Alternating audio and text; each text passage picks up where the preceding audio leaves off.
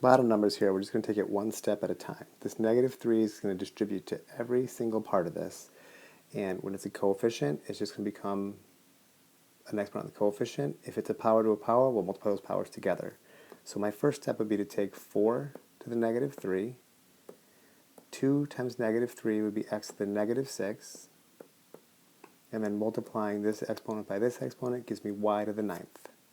So that'll be on the bottom, y to the 9th.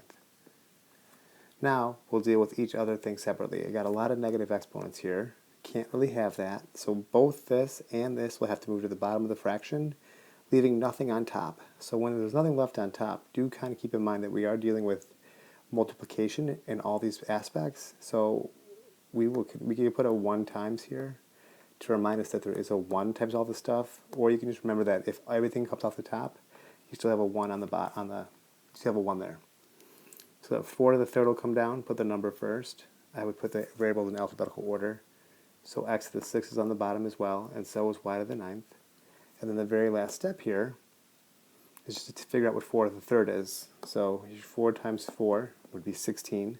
16 times 4 more would be 64. So our final answer will be 1 on top, 64, x to the 6th, y to the 9th. And we got all that, just by, if it was a coefficient to a power, just taking the number to that power. And if it was a power to a power, multiplying those powers together. And then dealing with the negative exponents after the fact. So let me know if you have any questions, and I will do my best to answer them.